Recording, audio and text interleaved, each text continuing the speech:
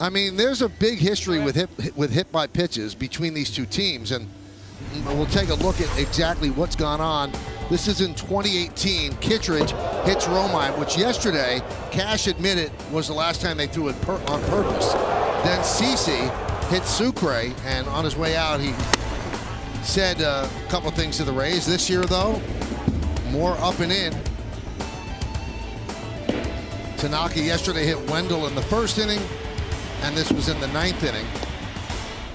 So since 2018, the Yankees have now hit 20 Rays, and the Rays have hit 14 Yankees. Now, that doesn't mean that they didn't throw at them a lot more times. That's where we stand at 5-0, and Renfroe gets plunked by Heller.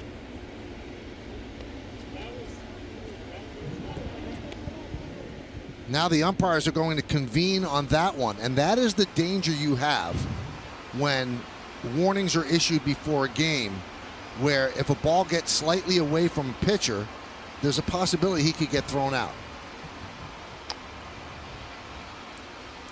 Well, here's a young kid that just lost a pitch. There's no intention whatsoever here, and that's where it becomes a fine line. You talked about it, Michael. And I mean, this is ridiculous. Every once in a while, you're going to lose pitches, and you have to be smart enough as a pitcher. Wow, they just threw him out. I cannot believe this. Wow. And Carlos Mendoza is going to say, I mean, really? And the Yankees are in a bind trying to get all these outs out of the bullpen. Now you just threw out one of their players.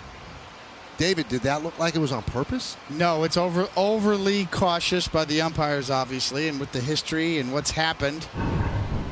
You know, it's hard for them to play a guessing game, but you could see that ball got away from him, but it was way away from him. So if I'm the umpire, I can understand why they're calling them together.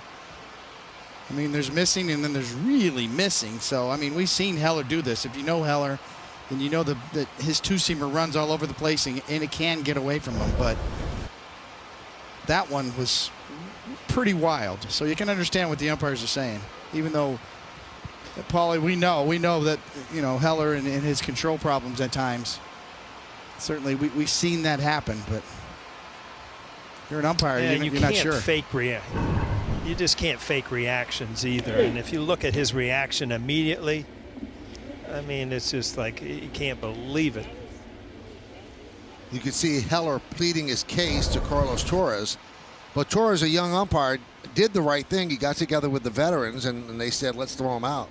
I mean, if you're gonna use a little common sense, it was you know, the Yankees have one coming, not the other way around. After Chapman's pitch last night, so